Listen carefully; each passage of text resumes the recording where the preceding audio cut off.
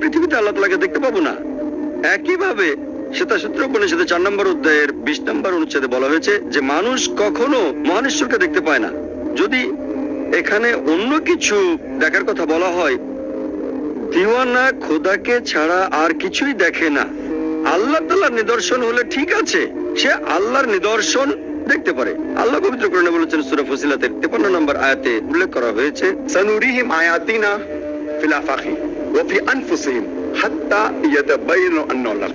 আমি তাদের জন্য আমার নিদর্শনগুলো ব্যক্ত করব বিশ্বজগতে এবং তাদের নিজেদের মধ্যে, যতক্ষণ না তাদের কাছে সুস্পষ্ট হয়ে ওঠে যে এটাই সত্যি। আল্লাহ সুবহানাহু ওয়া তাআলা নিজে দায়িত্ব নিয়েছেন যে তিনি প্রত্যেকটা মানুষকে নিদর্শন দেখাবেন। সে পৃথিবীর যেখানে থাকুক না কেন, যে ধর্মেরই অনুসারী হোক না কেন, আল্লাহ সবাইকে নিদর্শন দেখাবেন। বিশ্বজগতে আল্লাহর এরকম নিদর্শন দেখতে পাবেন। সূর্য, চাঁদ, পাহাড়, পর্বত সবকিছুই আল্লাহর নিদর্শন। এইসব নিদর্শন দেখে সর্বশক্তিমান আল্লাহ সুবহানাহু ওয়া তাআলার অস্তিত্বকে অনুভব করা, এটা আমরা মানি। কোরআন সেটা বলছে, আর বেদও একই কথা বলছে। এছাড়াও শ্রী শ্রী রবিশঙ্কর ধর্মগ্রন্থ থেকে খুব কম উদ্ধৃতি দিয়েছিলেন, কোনো রেফারেন্স তিনি দেননি, আর তার বেশিরভাগই ছিল শ্লোক অথবা তার নিজের কথা। ঈশ্বর প্রত্যেক মানুষের হৃদয়ে অবস্থান করেন, তিনি এটা বলেছিলেন। যদি বলেন শারীরিকভাবে, এই কথা কোরআনে বা হিন্দু ধর্মগ্রন্থের কোথাও বলা হয়নি। কিন্তু যদি কথাটার রূপক অর্থ ধরেন, আল্লাহ পবিত্র কোরআনে বলেছেন সূরা কফ 16 নম্বর আয়াতে উল্লেখ করা হয়েছে যে আল্লাহ তোমার গলার ধমনীর চেয়েও কাছে অবস্থান করেন। তিনি আমাদের কাছাকাছি আছেন, তার জ্ঞান সব মানুষের মধ্যে আছে, তার নিয়ন্ত্রণ সব জায়গাতে। এভাবে দেখলে তিনি কাছাকাছি, গলার ধমনীর চেয়েও কাছে। গলার ধমনীর সাথে সরাসরি হার্টের একটা কানেকশন আছে। এভাবে দেখলে আমাদের কোনো আপত্তি নেই। আল্লাহ তাআলা আমাদের গলার ধমনীর চেয়েও কাছে আছেন, সব মানুষের কাছাকাছি আছেন। শ্রী শ্রী রবিশঙ্কর আরেকটা শ্লোক বলেছিলেন, সেটা হলো যে तुमको नहीं पता खुदा लेकिन दिलदार तुम्हें मैंने खुदा माना।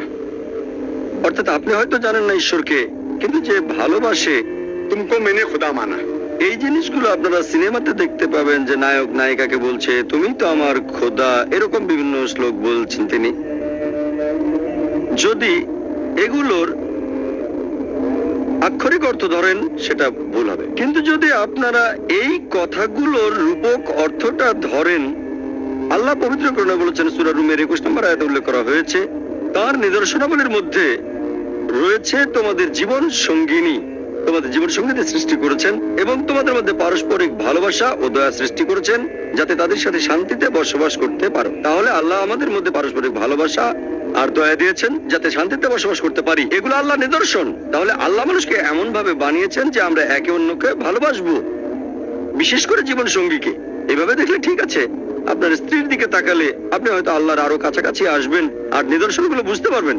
তার মানে এই না যে মানুষের মধ্যেই আল্লাহ বাস করেন অথবা যাকে ভালোবাসেন তার মধ্যে, তাকে দেখে আপনি আল্লাহ তাআলার অস্তিত্ব অনুভব করতে পারেন। আর এখানে এই শ্লোকগুলো অপ্রাসঙ্গিক হোক, সেটা সন্ত কবিরের শ্লোক অথবা সিনেমার কোনো গান, আমাদের আলোচনার বিষয় হলো পবিত্র ধর্মগ্রন্থের আলোকে সর্বশক্তিমান ঈশ্বরের ধারণা। এখানে আমরা পবিত্র ধর্মগ্রন্থের কথা বলবো আর ধর্মগ্রন্থে সর্বশক্তিমান ঈশ্বরের ধারণা সম্পর্কে বলবো। সন্ত কবিরের শ্লোক হিন্দু ধর্মগ্রন্থের কথা না। এছাড়াও শ্রী শ্রী রবিশঙ্কর আরো বলেছেন যে যখন মিল দেখব আমরা হাত মেলাবো, আর যখন আমাদের পার্থক্য থাকবে তখনও হাত মেলানো উচিত। আমার এতে কোনো আপত্তি নেই। মিল থাকলে আমরা হাত মেলাবো, যখন মিল থাকবে না তখনও হাত মেলাতে পারি। আমি হাত মেলানোর পাশাপাশি ওনাকে জড়িয়ে ধরেছি, ওনার সব কথার সাথে আমি একমত নই, তারপরও তার সাথে হাত মেলানোর পাশাপাশি গোলাগুলি করেছি। উনি আরো বলেছিলেন যে আমরা আমাদের সমাজকে উন্নত করার চেষ্টা করব। হিন্দু নেতারা তাদের হিন্দু সমাজের খারাপ জিনিসগুলো বাদ দেওয়ার চেষ্টা করবেন, সমাজকে আরো উন্নত করবেন, সমাজের খারাপ জিনিসগুলো বদলে দিয়ে আরো উন্নত করতে হবে। মুসলিম নেতারা মুসলিম সমাজকে উন্নত করবেন, আমার এতে আপত্তি নেই। হিন্দুরা তাদের সমাজকে উন্নত করবে আর মুসলিমরা তাদের সমাজকে উন্নত করবে। তবে আমরা কেন স্বার্থপর হব? আরো এক ধাপে গিয়ে বলতে পারি মুসলিমরা নিজেদের উন্নতির পাশাপাশি সাহায্য করবে হিন্দুদের, খ্রিস্টানদের, জৈনদের, বৌদ্ধদেরও। স্বার্থপর হব কেন? শুধু নিজেদের উন্নতিটি দেখবো কেন? ইসলাম গুরুত্বপূর্ণ, তবে ইসলামের পাশাপাশি দাওয়া দেওয়াটাও গুরুত্বপূর্ণ। আল্লাহ পবিত্র কোরআনে বলেছেন, সূরা নাহলের 125 নম্বর আয়াতে উল্লেখ করা হয়েছে, উদু ইলা সাবিলি রাব্বিকা বিল হিকমা ওয়াল মাউযাতিল হাসানা ওয়াজাদিলুম বিল্লাতি আহসান। মানুষকে তোমার প্রতিপালকের পথে আহ্বান করো হিকমত ও সদুপদেশ দ্বারা, তাদের সাথে তর্ক করো, তাদের যুক্তি দেখো সবচেয়ে উত্তম ও গ্রহণযোগ্য পন্থায়। ইসলামের পাশাপাশি আমাদের দাওয়াও দিতে হবে, কারণ আমরা পৃথিবীর সব মানুষই একে অন্যের ভাই। পবিত্র কোরআনের সূরা হুজুরাতে 13 নম্বর আয়াতে উল্লেখ করা হয়েছে, ইয়া আইয়ুহান নাসু ইন্না খালাকনাকুম মিন যাকরিন ওয়া উনসা ওয়াজআলনাকুম শুউবান ওয়া ক্বাবাইলা লিতাআরাফু ইন্না আক্রামাকুম ইনদাল্লাহি আতকাকুম ইন্নাল্লাহু আলিমুন খাবীর। হে মানুষ জাতি, আমি তোমাদের সৃষ্টি করেছি এক পুরুষ ও এক নারী হতে, তারপর ভাগ করেছি বিভিন্ন জাতি ও গোত্রে, এজন্য নয় যে তোমরা পরস্পরকে ঘৃণা করবে, যাতে পরস্পরের সাথে পরিচিত হতে পারো, এবং আল্লাহ তাআলার কাছাকাছি সেই ব্যক্তির মর্যাদা যার রয়েছে তাকওয়া। একজন মানুষ আরেকজনের চেয়ে বড় হবে, এর মানদণ্ডটা অর্থ সম্পদ নয়, তার বয়স না, তার লিঙ্গ না, তার গোত্র না, অথবা জাতি নয়, এটা হলো তাকওয়া, অর্থাৎ আল্লাহ তাআলাকে মেনে চলা, ধার্মিকতা এবং ন্যায়নিষ্ঠতা। শ্রী শ্রী রবিশঙ্কর আরো বলেছিলেন যে আমরা অন্য ধর্মের সমালোচনা কখনো করব না, কোন ধর্ম নিয়ে সমালোচনা করব না। জানেন না উনি আমার কথা বুঝেছিলেন কিনা, তবে সেই অনুষ্ঠানে আপনারা আমার কথাগুলো শুনলে সেখানে দেখবেন, সেখানে একটা কথাও খুঁজে পাবেন না আপনারা যেখানে আমি হিন্দু ধর্মের সমালোচনা করেছি। আমি সেখানে হিন্দু ধর্মের কোনো সমালোচনাই করিনি, হিন্দু ধর্মের কোনো সমালোচনাই আমি করিনি। এমন না যে আমি তাদের সব কথাই মানি, তবে সেখানে উদ্দেশ্য ছিল সাদৃশ্য নিয়ে কথা বলা, সমালোচনা করিনি, বরং এই দুই মহান ধর্মের সাদৃশ্য নিয়ে কথা বলেছি। পার্থক্য হয়তো অনেক বেশি, তবে উদ্দেশ্য ছিল সাদৃশ্য নিয়ে কথা বলা, পার্থক্যগুলো নিয়ে কথা বলা নয়। এছাড়াও উনি বলেছিলেন আমরা আচার অনুষ্ঠানের সমালোচনাও করব না, যদি না কেউ সেটা সম্পর্কে জানতে চায়। Unlock the power of ETF investing with Angel One. Open free Demat account now. Investments in securities market are subject to market risks. Read all the related documents carefully before investing.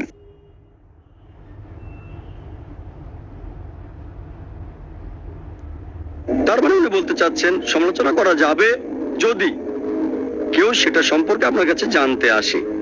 সেই অনুষ্ঠান শুরু হওয়ার আগে শ্রী শ্রী রবিশঙ্কর বলেছিলেন আপনাকে প্রথমে lecture দিতে বলেছি কারণ আপনার কাছে শিখতে চাই। আমি জানি না ব্যাপারটা আসলে সেরকম কিনা। উনি শিখতে চাইলে তো সেটা 1 মাস আগেই আমার কাছে বলতে পারতেন, কয়েক ঘন্টা আগে কেন? এই সময় কেন তার মনে হলো যে আমার কাছে শিখতে পারবেন? ওনার নিয়ত কি ছিল আমি জানি না। তারপরেও যদি মেনে নেই যে উনি আমার কাছে শিখতেই এসেছেন, তাহলে কেউ ওনার লেখা বইটা নিয়ে সমালোচনা করলে উনি কেন বিরক্ত হবেন? সেই অনুষ্ঠানটা দেখলে আপনারা বুঝতে পারবেন উনি বিরক্ত হচ্ছেন যে আমার বইটা নিয়ে প্রশ্ন করছেন কেন, মানুষজন সবাই তো বইটা নিয়ে এরকম করছে কেন, ইত্যাদি ইত্যাদি। যদি কেউ শিখতেই আসে, যদি ছাত্র শিক্ষকের কাছে কিছু শিখতে আসে, তার মানে ব্যাপারটা কিন্তু এরকম না যে সে ছাত্র যা বলবে শিক্ষক তার সবকিছু মেনে নেবে, দ্বিমত হতে পারবেন না। অথবা দুইজন জ্ঞানী লোক যদি কথা বলেন, এমন না যে তারা সব জায়গাতে একমত হবেন, একমত নাও হতে পারেন, তবে তাদের নিরপেক্ষ হতে হবে। যদি একজন বক্তার কথা যুক্তিসঙ্গত হয়, তাহলে আমরা দৃষ্টিভঙ্গিটাই বদলাবো। অনুষ্ঠানটা করার উদ্দেশ্য ছিল তাই, যাতে এক অন্যকে বুঝতে পারি। উনি বলেছিলেন আমরা মূর্তি পূজারীদের কোনো সমালোচনা করব না। আমাদের এই দেশে হাজার হাজার বছর ধরে লোকজন এভাবে পুজো করে আসছে। আমি মূর্তি পূজার সমালোচনা করেছি, হিন্দু ধর্মগ্রন্থ মূর্তি পূজার সমালোচনা করেছে, সেটার উদ্ধৃতি দিয়েছি আমি। যদি ধর্মগ্রন্থের উদ্ধৃতি না দিতাম তাহলে টপিকটার সাথে অবিচার করা হয়ে যেত। ভগবদ গীতার 7 অধ্যায়ের 8 অনুচ্ছেদে বলা হয়েছে, জাগতিক আকাঙ্ক্ষার কারণে যেসব মানুষের বিচার বুদ্ধি লোপ পেয়েছে তারা নকল ঈশ্বরের পূজা করে, তারা মূর্তি পূজা করে, ভগবদ গীতা বলেছে। আর শ্রী শ্রী রবিশঙ্কর তার বইতে উদ্ধৃতি দিয়েছেন।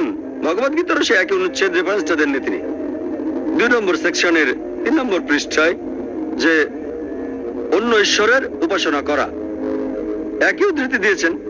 আমি এই কথাটা বলেছি, আর কোরআনের কথা আছে, অনেক জায়গায় আছে শিরক করো না। সূরা নিসার 48 এবং 116 নম্বর আয়াতে আছে শিরক করো না। তাহলে হিন্দুইজম আর ইসলামের পবিত্র ধর্মগ্রন্থগুলোই মূর্তি পূজার সমালোচনা করছে, মূর্তি পূজা করতে নিষেধ করেছে। আর টপিকের উপর কথা বলতে গেলে আমাকে ধর্মগ্রন্থের উদ্ধৃতি দিতে হবে।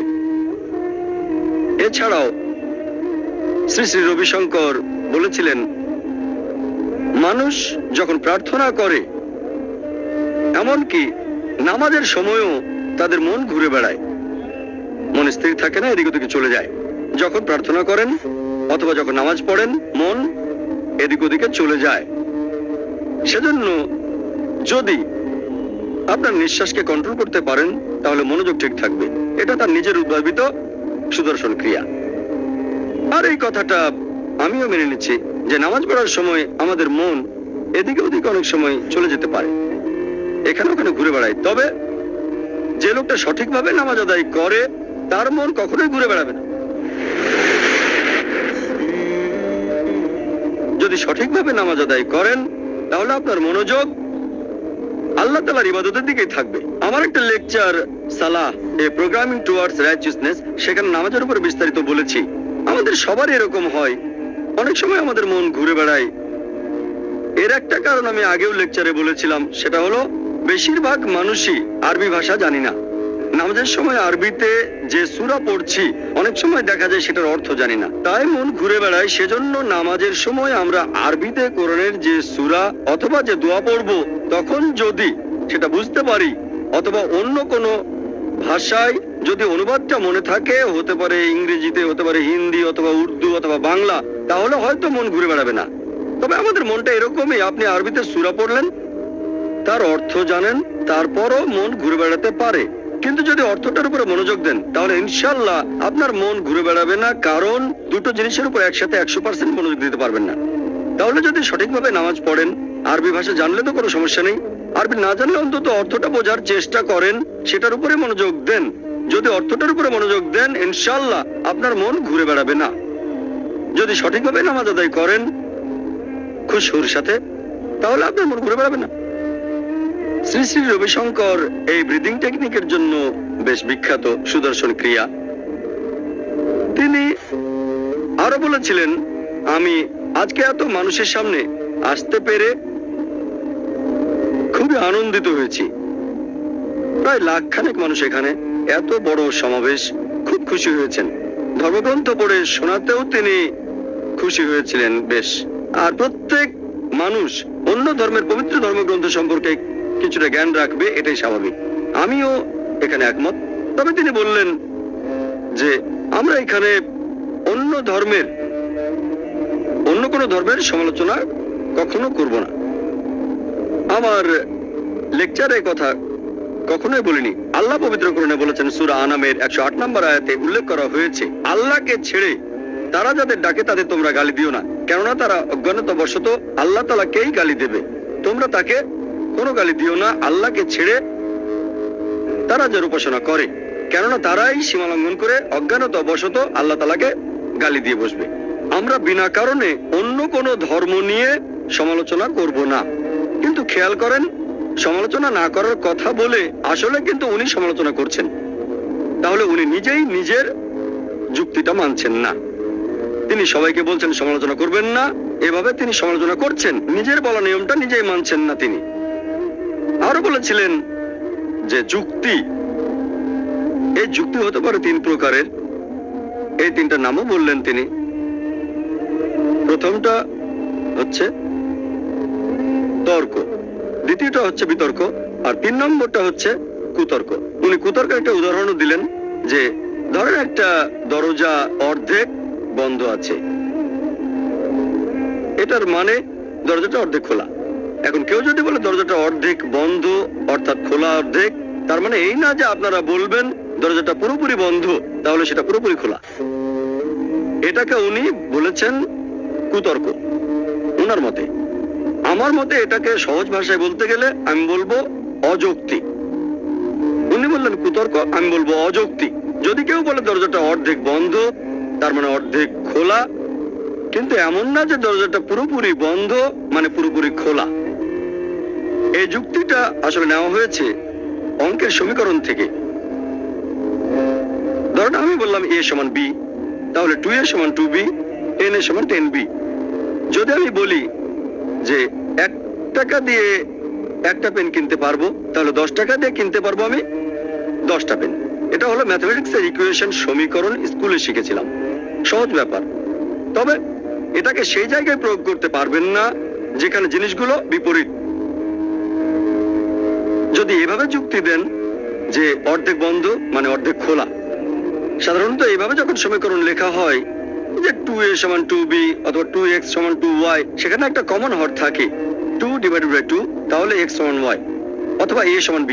যদি 2a সমান 2b হয়, 2 দিয়ে ভাগ করেন তাহলে a সমান b, আর 2x সমান 2y 2 দিয়ে ভাগ করেন তাহলে পাবেন x সমান সমান y।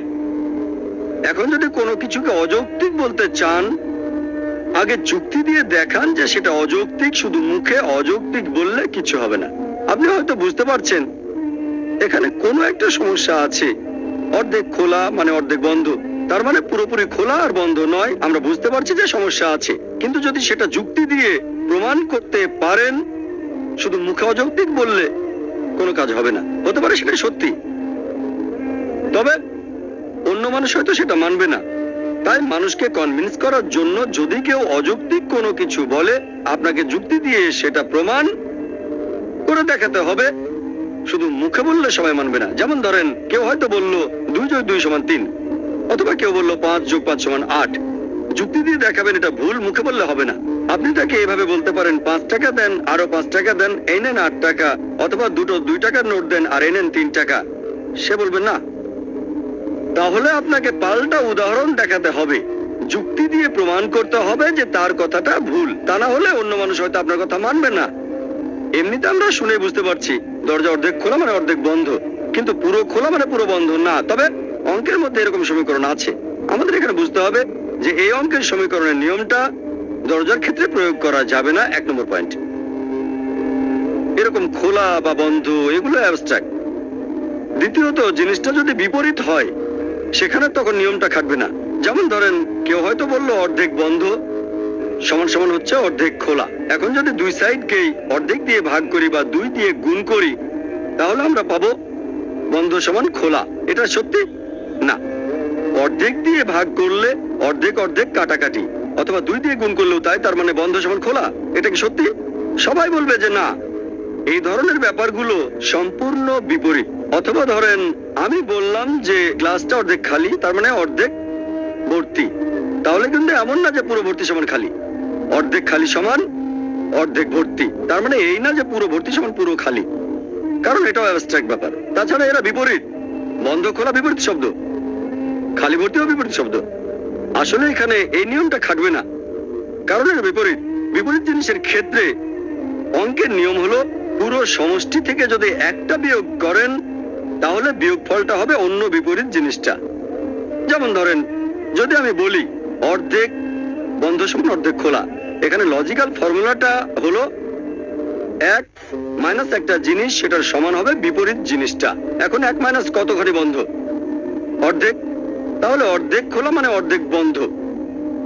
কিন্তু সেটা যদি কোয়ার্টার খোলা থাকে, 1 মাইনাস 1/4 3/4, কোয়ার্টার খোলা মানে 3/4 বন্ধ। পুরো খোলা মানে 1 বিয়োগ 1, সেটা কত? 0। তাহলে পুরো খোলা মানে 0 বন্ধ, তার মানে বন্ধ না। অঙ্কের এই ফর্মুলাটা উনি ভুল জায়গায় প্রয়োগ করেছেন। একটা সাধারণ মানুষও বুঝতে পারবে যে এটা ঠিক না, হয়তো পাল্টা যুক্তি দেখাতে পারবে না। শ্রী শ্রী রবিশঙ্করের এই কুতর্কের কথাটা অনেক আগেই ওনার বেশ কিছু ভিডিওতে শুনেছি, কিন্তু কোথাও উনি যুক্তি দিয়ে সেটা প্রমাণ করেননি। উনি বলেছেন কুতর্ক ঠিক নয়। উনি মুখে বলছেন কিন্তু যুক্তি দিয়ে প্রমাণ করছেন না। উনি বলছেন ঠিক না, শুনে মনে হচ্ছে যে কথাটা ঠিক। সাধারণ মানুষ বুঝবে যে সমস্যা আছে, কিন্তু যুক্তি দিয়ে দেখাতে পারবে না। ধরেন আপনি একটা অযৌক্তিক কথা বললেন, কেউ যুক্তি দিয়ে খণ্ডাতে পারলো না, তার মানে এই না যে কথাটা সত্যি। এখন এই ব্যাপারটা নিয়ে কেউ কিছু বললো না যে অর্ধেক বন্ধ মানে অর্ধেক খোলা, পুরো বন্ধ মানে পুরো খোলা, তার মানে এই না যে কথাটা ঠিক। উনি এটাকে বলছেন কুতর্ক, আমি বলবো অযৌক্তিক। আর সেজন্যই দেখবেন যদিও শ্রী শ্রী রবিশঙ্কর বলেছেন আপনারা যুক্তি ব্যবহার করবেন না, তারপর অনেকগুলো উদাহরণে তিনি যুক্তি ব্যবহার করেছেন। কিছু হয়তো সঠিক, আমিও সেগুলো মানি, আর কিছু কথা মানি না। যে কথাটা মানি না সেখানে যুক্তি দিয়ে প্রমাণ করতে হবে যে সেটা কুতর্ক, দেখাতে হবে সেটা অযৌক্তিক। যদি এটা না করেন তাহলে লোকজনেরও বুঝতে সমস্যা হবে। এছাড়াও শ্রী শ্রী রবিশঙ্কর বলেছিলেন যে ঈশ্বর সবকিছু ভালোবাসেন, সবাইকে ভালোবাসেন। আপনারা জানেন অনেকে এরকম অভিযোগ করে, বিশেষ করে খ্রিস্টানরা, যে ও ইসলাম ধর্মের ঈশ্বর খুবই নিষ্ঠুর, প্রতিশোধ পরায়ণ, খুবই রাগী, ইত্যাদি ইত্যাদি। খ্রিস্টান ধর্মের ঈশ্বর সবাইকে ভালোবাসেন, এরকম বিভিন্ন কথা। এ ব্যাপারে কোরআনের উদ্ধৃতি দিচ্ছি। পবিত্র কোরআনের সূরা বুরুজের 14 নম্বর আয়াতে উল্লেখ করা হয়েছে যে هو الغفور الودود এবং আল্লাহ সুবহানাহু ওয়া তাআলা ক্ষমাশীল আর প্রেমময়। আল্লাহর একটা বৈশিষ্ট্য হলো ওয়াদুদ, ক্ষমাশীল, প্রেমময়। এই কথা আবারও আছে সূরা হুদের 90 নম্বর আয়াতে উল্লেখ করা হয়েছে যে আল্লাহ সুবহানাহু ওয়া তাআলা তিনি পরম দয়ালু এবং তিনি প্রেমে পরিপূর্ণ, তিনি ওয়াদুদ। আর পবিত্র কোরআনে এরকম অনেক জায়গায় আল্লাহ তাআলার ভালোবাসার কথা বলা হয়েছে। যেমন ধরেন সূরা মাইদার 13 নম্বর আয়াতে উল্লেখ করা হয়েছে যে দয়াবানদেরকে আল্লাহ ভালোবাসেন। পবিত্র কোরআনের সূরা মাইদার 42 নম্বর আয়াতে উল্লেখ করা হয়েছে যে আল্লাহ ন্যায়পরায়ণদের ভালোবাসেন। এছাড়াও সূরা মাইদার 93 নম্বর আয়াতে উল্লেখ করা হয়েছে যে আল্লাহ ভালোবাসেন সৎকর্মপরায়ণদের। এরকম পবিত্র কোরআনে অনেক জায়গায় বলা হয়েছে যে আল্লাহ সুবহানাহু ওয়া তাআলা এইসব মানুষকে ভালোবাসেন। এভাবে দেখলে হ্যাঁ, আল্লাহ ক্ষমাশীল, আল্লাহ প্রেমময়। বলেছিলেন মুস্কুরাও, হাসুন। মানুষ রেগে যায়, রাগ হলো সস্তা। রাগকে দামি করে ফেলেন আর হাসিকে সস্তা করে ফেলেন। উনি এই কথাটা তার বিভিন্ন লেকচারে বলেছেন। সেদিনের অনুষ্ঠানে বলেছিলেন যে রাগকে সস্তা করবেন না, রাগকে দামি করে ফেলেন। আমি বলবো সেদিনের অনুষ্ঠানেও একথা বলেছিলাম যে হাসিটাকে ফ্রি করে দেন, সস্তা কেন? ফ্রি করে দেন। আমাদের নবীজি সাল্লাল্লাহু আলাইহি সাল্লাম বলেছেন যে মুখের হাসিটাও এক ধরনের বদান্যতা, এজন্য সওয়াবও পাবেন, হাসুন। উনি আরো বলেছেন যে এমন না যে রাখবেন না, কিন্তু কোনো অন্যায় হতে দেখলেও আপনি রাখবেন কিভাবে? কারণ রেগে গেলে নিজের প্রশান্ত ভাবটা হারিয়ে ফেলবেন নিজের কন্ট্রোল। উনি ঠিকই বলেছেন, যখন আমরা রেগে যাই নিজের উপর কন্ট্রোলটা চলে যেতে পারে, প্রশান্ত ভাবটা চলে যেতে পারে। উনি এই কথা বলেছেন। তারপর দর্শক যখন ওনার বইটা নিয়ে প্রশ্ন করলো, শ্রী শ্রী রবিশঙ্কর রেগে গেলেন। এই কারণে তিনি প্রশান্ত ভাবটা হারিয়ে ফেলেন। আমি অনেক কিছুর উত্তর দিতে চাচ্ছিলাম, কিন্তু কোরআনের একটা আয়াত মেনে চলেছি, ইন্নাল্লাহ মা সাবরিন। নিশ্চয়ই আল্লাহ ধৈর্যশীলদের সঙ্গে আছেন। সূরা বাকারার 153 নম্বর আয়াতে আল্লাহ বলেছেন ইন্নাল্লাহ মা সাবরিন, নিশ্চয়ই আল্লাহ ধৈর্যশীলদের সঙ্গে আছেন। আমি ধৈর্য ধরেছি, আমি সবর করেছি। অনেক কিছুর উত্তর দিতে চেয়েছিলাম, কিন্তু 1 নম্বর সময় কম ছিল, 2 নম্বর টপিকের বাইরে। 3 নম্বর যদি উত্তর দিতাম, আশঙ্কা করছিলাম শ্রী শ্রী রবিশঙ্কর হয়তো এখান থেকে চলে যেতে পারেন। মডারেটর চেষ্টা করে যাচ্ছিলেন তিনি যেন এখান থেকে চলে না যান, তাহলে অনুষ্ঠানের উদ্দেশ্যটাই সফল হবে না। আমি ধৈর্য ধরেছিলাম।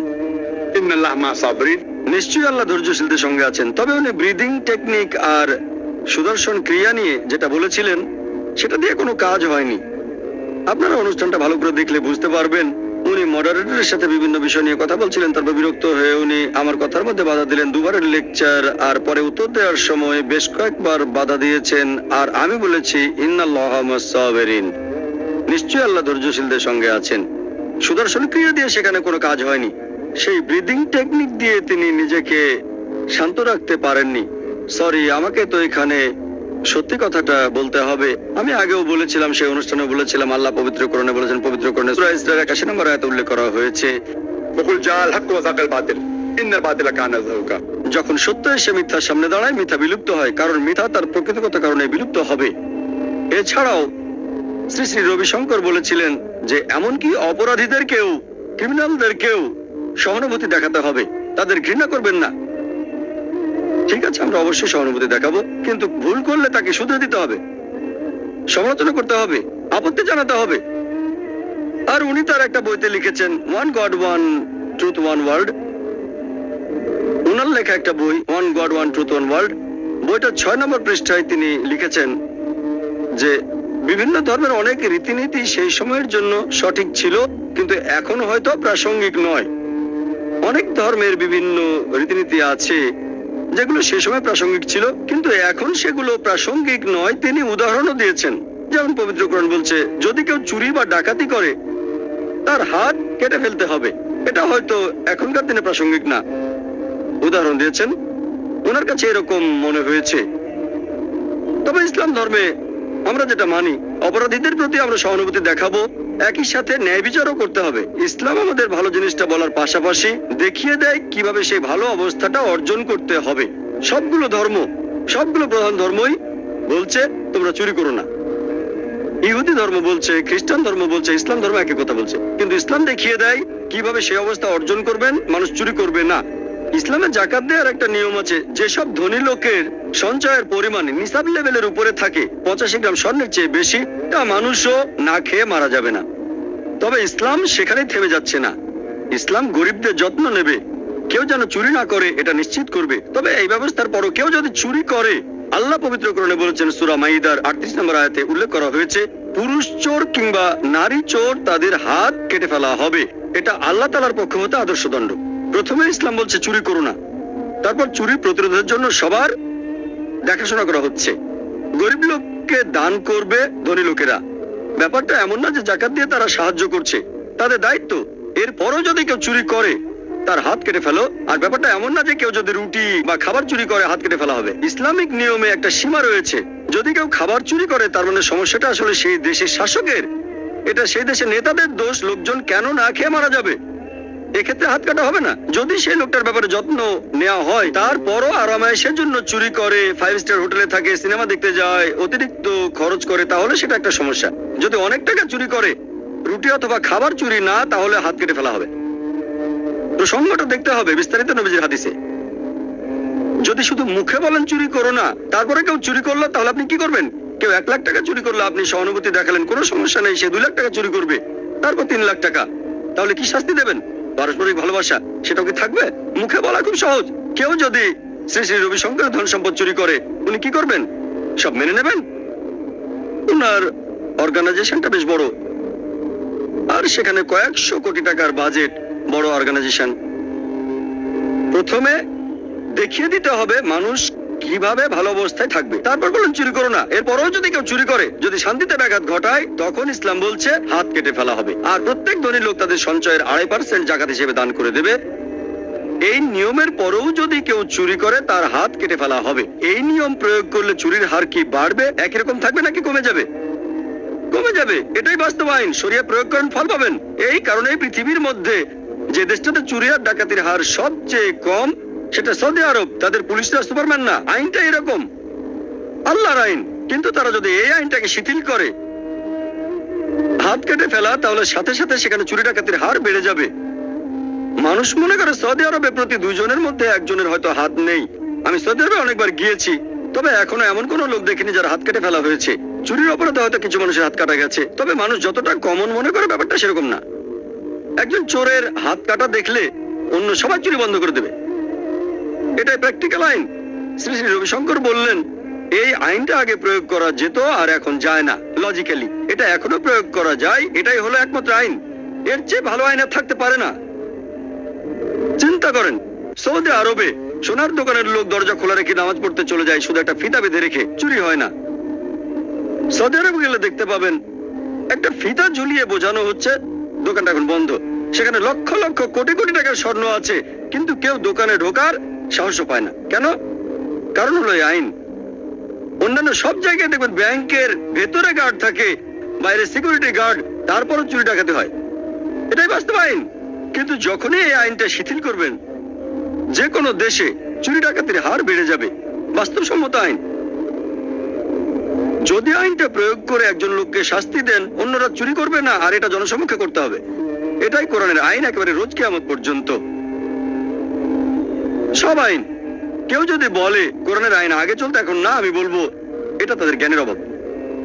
আর উনি শেষের দিকে বললেন, তখন উনি মডারেটরকে জিজ্ঞেস করছিলেন আমার হাতে কত সময় আছে। মডারেটর বললেন 33 মিনিট। তার মানে তিনি নির্ধারিত সময়ের অর্ধেকও কথা বলেননি। ওনাকে 63 মিনিটের মতো দেওয়া হয়েছিল, কারণ আমি 2-3 মিনিট বেশি বলেছিলাম। এর মিনিট খানেক পরে তিনি লেকচার শেষ করে বসে পড়লেন যে আমি 1 ঘন্টা ধরে কথা বলতে পারবো না, তবে যা বলতে চেয়েছিলাম আমি তার সবকিছু বলে ফেলেছি। এভাবে অর্ধেক সময় কথা বলে তিনি বসে পড়লেন। এরপর আমি বললাম, দেখবেন যে উনি ভালোবাসার কথা বলছেন, কিন্তু ধর্মগ্রন্থের উদ্ধৃতি দিচ্ছেন না। কিছু সংস্কৃত শ্লোকও বলেছিলেন, 2-1টা বাদে তার বেশিরভাগই টপিকের বাইরে। তাই সেই 10 মিনিটে আমার উত্তর দেওয়ার তেমন কিছু ছিল না। আমি ওনার টেকনিক ব্যবহার করলাম। এসো সেই কথা যা তোমাদের আমাদের মধ্যে এক। ওনার এরকম কথা যাতে লোকজন ভুল না বোঝে, সেজন্য আমি ওনার মতো করে বলেছি। সেটা উনি পছন্দ করেননি। আমি ভালোবাসার কথা বলেছি আমি তাকে ভালোবাসি। উনি বললেন না বেশি উপায় নেই। আমি বললাম উপায় না থাকলেও ভালোবাসতাম। তারপর ওনাকে জড়িয়ে ধরেছি, সেটাও উনি পছন্দ করেননি। তারপর স্টেজে এসে উনি বললেন শুধু মুখে ভালোবাসার কথা বলাটা যথেষ্ট নয়। তার মানে উনি আমার কথাটা বিশ্বাস করছেন না। শুধু মুখে ভালোবাসার কথা বললে হবে না, বাস্তবে প্রয়োগ করে দেখাতে হবে। উনি বলেন না যে আমাকে ভালোবাসেন, আমি তো অন্তত মুখে বলেছি, উনি সেটাও বিশ্বাস করছেন না। আমি তাকে ভালোবাসি মানবতার খাতিরে, আল্লাহ সুবহানাহু ওয়া তাআলার খাতিরে, যাতে করে উনি আল্লাহ তাআলার কাছাকাছি আসতে পারেন। এটা একমাত্র কারণ, অন্য কোনো কারণ নেই। এখনো তাকে ভালোবাসি, আল্লাহর কাছে দোয়া করে উনাকে হেদায়েত দেন। আমি ওনার মতো করে বলেছিলাম, তার মানে এই না যে সবাইকে বোকা বানাচ্ছিলাম, সত্য কথাই বলেছিলাম। খেয়াল করলে দেখবেন আমার লেকচারের সময় উনি উসখুস করছিলেন, উনি আমাকে বাধা দিচ্ছিলেন। তখন অনুষ্ঠানের মডারেটর তাকে বললেন আপনার সময় তো শেষ। উনি বললেন না না না। মডারেটর বললেন ঠিক আছে, জাকির নায়েকের শেষ হওয়ার পরে আপনি আরো 3 মিনিট সময় পাবেন। তখন তিনি শান্ত হলেন।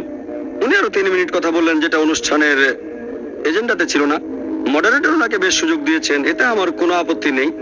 মডারেটর চেয়েছিলেন অনুষ্ঠানটা যেন পণ্ড হয়ে না যায়। 3 মিনিট সময় পেলেন, সমস্যা নেই। তখন তিনি উত্তরে কিছু বলেছিলাম। এর সময় ওনার একটা কথা নিয়ে বলেছিলাম যে ভায়োলেন্স থাকার কোনো প্রয়োজন নেই, কোনো ধর্মে ভায়োলেন্সের শিক্ষা দেয় না, ইত্যাদি ইত্যাদি। ঠিক আছে, কোনো ধর্মে ভায়োলেন্সের শিক্ষা দেয় না, তবে মাঝে মধ্যে শান্তি প্রতিষ্ঠার জন্য ভায়োলেন্সের প্রয়োজন আছে, আর এটা সব ধর্মেই দেখতে পাবেন। হিন্দু ধর্মগ্রন্থ আর কোরআনের উদ্ধৃতি দিয়েছিলাম শেষ উপায় হিসেবে। আরো বলেছিলাম যে একজন বাবাকে দয়া দেখা থেকে নিষ্ঠুর হতে হয়। ছেলে যদি 9 তলা বিল্ডিং এর উপর থেকে লাফ দিতে চায়, বাবা বলবে লাফ দিও না, তারপর লাফ দিতে চাচ্ছে, তখন নিষ্ঠুর হতেই হবে তাকে। হয়তো বাবা ছেলেকে বকবে অথবা চড় মেরে দেবে। এই নিষ্ঠুরতা আসলে ভালোর জন্যই। ভায়োলেন্ট হচ্ছেন যাতে অন্য মানুষের উপকার হয়। উনি আরো বলেছিলেন অনেক সময় আমরা বুঝতে পারি না যে সহানুভূতি দেখিয়ে মানুষের অনেক বড় ক্ষতি করে ফেলি। উনি একটা উদাহরণ দিয়েছিলেন যে কেউ যদি লাফ দিতে চায়, তাকে সাহায্য করতে চান, সমস্যা নেই, তবে তার ঘাড়ের উপরে পড়বেন না, তাহলে সে হয়তো মারা যাবে। এটা হলো কুতর্ক, অযৌক্তিক। আমি বলেছি বাবা ছেলেকে চড় মারবে, কখন বলেছি যে বাবা ছেলের ঘাড়ে লাফিয়ে পড়বে? বাবা ছেলের ঘাড়ের উপরে পড়তে চায় না, তবে বাবাকে সামান্য ভায়োলেন্স ব্যবহার করতে হতে পারে। হয়তো বকাঝকা করবে মুখে মুখে, অথবা চড় মারবে, গায়ে হাত তুলবে। এই ভায়োলেন্সটা ছেলেটাকে মৃত্যুর হাত থেকে বাঁচাবে। আর শ্রী শ্রী রবিশঙ্কর বললেন ঘাড়ের উপরে পড়বেন না। কে পড়তে বলেছে? চড় আর ঘাড়ের উপরে পড়া এক না। তাহলে এই ধরনের কথাই হলো কুতর্ক, ওনার কথাই অযৌক্তিক। এরপর রেসপন্স দেওয়ার সময় উনি বললেন একটা উদাহরণ, যে একবার কিছু ডাক্তার একটা কনফারেন্সে ব্যথা যন্ত্রণা নিয়ে আলোচনা করছিল। তারা এইভাবে ঘন্টার পর ঘন্টা আলোচনা করছিল। তখন এক বয়স্ক লোক এসে তাদের আঘাত করলো, তারপর বলল ব্যথা পেয়েছো? তাহলে এই জিনিসটাই হলো ব্যথা। ঘন্টার পর ঘন্টা আলোচনা করে কিছুই হবে না, ব্যথা অনুভব করতে হবে। শুনে মনে হবে খুবই লজিক্যাল, আসলে কুতর্ক, অযৌক্তিক। কেন? কারণটা বলছি। ডাক্তাররা এই কনফারেন্সটা করছেন কেন? ব্যথা অনুভবের জন্য না, ব্যথার একটা সমাধানের জন্য। এভাবে বললো যদি হার্ট বিশেষজ্ঞ হন, তাহলে আগে আপনার হার্ট অ্যাটাক হতে হবে, তা না হলে বিশেষজ্ঞ হতে পারবেন না। ডায়াবেটিসের ডাক্তার হতে গেলে আগে নিজে ডায়াবেটিস থাকতে হবে, তা না হলে ডায়াবেটিসের ডাক্তার হতে পারবেন না। অযৌক্তিক, কুতর্ক, অযৌক্তিক। হ্যাঁ, একজন মেডিকেল ডাক্তার একজন হার্ট বিশেষজ্ঞের হার্ট অ্যাটাক হতে পারে, তখন সে বুঝতে পারবে, অনুভব করতে পারবে, কোনো সমস্যা নেই। তবে সেটা সারানোর জন্য তার নিজের হার্ট অ্যাটাকের কোনো প্রয়োজন নেই। ডাক্তাররা আলোচনা করছে কিভাবে ব্যথার প্রতিষেধক বানানো যায়, প্রতিকার করা যায়। ব্যথা অনুভব করলে ভালো, তবে অনুভব করাটা যথেষ্ট নয়। এমন হলে যার হার্ট অ্যাটাক হয়েছে সে কার্ডিওলজিস্টের চেয়ে ভালো ডাক্তার হতো। হয়তো কারো হার্ট অ্যাটাক হয়েছে, সে তখন বলবে আমার তো হার্ট অ্যাটাক হয়েছে। ডাক্তার আর কি বলবে? ডাক্তাররা এই ব্যাপারগুলো নিয়ে রিসার্চ করে, তারা এগুলোর কারণ খুঁজে বের করে, তারপর প্রতিকার করে। আপনি অনুভব করতে পারেন, ঠিক আছে, আমার কোনো আপত্তি নেই, তবে আপনার কথাই অনুভব করতেই হবে। অনুভব করাই সবকিছু নয়, অনুভব করলে হয়তো সেটা কাজে লাগতে পারে, তবে আসল ব্যাপার হচ্ছে রিসার্চ করা। ডাক্তাররা কনফারেন্স করছেন একটা সমাধানের জন্য, এখানে সমাধানটাই গুরুত্বপূর্ণ। এমন না যে সমস্যাটাকে হাজির করতে হবে। অ্যানথ্রোপোমরফিজমের ব্যাপারে একই কথা। মানুষের ভালো মন্দ জানার জন্য ঈশ্বরকে, মানুষ এই পৃথিবীতে আসতে হবে না, তিনি তো স্রষ্টা। স্রষ্টা কি করবেন? তিনি পাঠাবেন একটা ইনস্ট্রাকশন ম্যানুয়াল। আমি আগেও বলেছি সবচেয়ে সেরা ইনস্ট্রাকশন ম্যানুয়াল হলো পবিত্র কোরআন। এমন না যে ব্যথা অনুভব করতেই হবে। এরপর রেসপন্স শেষ হলে প্রশ্নোত্তর পর্বেও তিনি বেশ কয়েকবার আমার কথার মধ্যে বাধা দিয়েছেন। এরকম একটা ব্যাপারে উনি বলেছিলেন। তার আগে আমাকে প্রশ্ন করা হয়েছিল পুনর্জন্মে ইসলাম বিশ্বাস করে কিনা। আমিও উত্তর দিয়েছিলাম হিন্দু ধর্মগ্রন্থের কথা বলেছি, ভগবদ গীতা, বেদ, কোরআনের উদ্ধৃতি, যে পুনর্জন্ম মানে পরের জীবন, মৃত্যুর পরের জীবন আমরা বিশ্বাস করি, তবে জন্মালাম, মরলাম, আবার জন্মালাম এমনটা বেদে কোথাও লেখা নেই। এরপর শ্রী শ্রী রবিশঙ্কর উত্তর দিতে এসে বললেন, আমি আগের প্রশ্নটার উত্তর দিতে চাই। তারপর বললেন, বিজ্ঞানী বলতে চাচ্ছেন পুনর্জন্ম একটা বৈজ্ঞানিক ব্যাপার। আমি একজন মেডিকেল ডাক্তার, আমি এমন কোন মেডিকেল বই পড়িনি যেখানে পুনর্জন্মের কথা আছে, যে জন্মাবো, মরবো, আবার জন্মাবো, আবার মরবো। উনি কোন বইয়ের কথা বলছেন? অনেকে এরকম অনুমান করেছে, অনেক হাইপোথিসিস আছে, এগুলো অনুমান, অনেক থিওরি। তার মানে এই না যে সেগুলো মেনে নিতে হবে। এটা বৈজ্ঞানিকভাবে সত্যি হলে সব মেডিকেল বইতেই থাকতো যে জন্মাবো, মরে যাব, আবার জন্মাবো, আবার মরে যাব, আবার জন্মাবো, হাইপোথিসিস। উনি বললেন অনেকে আগের জন্মের কথা নাকি মনে করতে পারে, উনি নিজেও মনে করতে পারেন। আরো বললেন যে মাত্র 4 বছর বয়সে পুরো গীতা মুখস্থ বলতে পারতেন। 4 বছর বয়সে পুরো গীতা মুখস্থ করলে এখানে সেগুলো বললেন না কেন? আমি তো রেফারেন্স দিয়েছি। এটা বলছি না যে আমিও পুনর্জন্ম নিয়ে পৃথিবীতে এসেছি। আমি আল্লাহর দেয়া ব্রেনের উপরে ভরসা করছি। আল্লাহ বলেছেন পুনর্জন্ম নেই। বিভিন্ন মুসলিম দেশেই অনেক ছেলে মেয়ে মাত্র 7-8 বছর বয়সে কোরআনে হাফেজ হয়ে যায়। আর গীতার সাথে তুলনা করলে পবিত্র কোরআন তো অনেক বড় বই। গীতা খুবই ছোট বই, 18 চ্যাপ্টার, কোরআন 114 চ্যাপ্টার, অনেক বড়। আমাদের ছেলেমেয়েরাই, কিন্তু আমরা বলি না, ও এরা তো পুরো মুখস্থ করে ফেলেছে। কোরআনে হাফেজ ওরা, নিশ্চয়ই তারা এর আগের জন্মে এগুলো শিখেছিল। এটা হলো কুতর্কের উদাহরণ, অযৌক্তিক। যদি আসলেই গীতা আপনার মুখস্থ থাকে, আলোচনাটাই তো ধর্মগ্রন্থ নিয়ে, কিন্তু সেখান থেকে তো বললেন না। এছাড়াও আপনারা দেখবেন উনি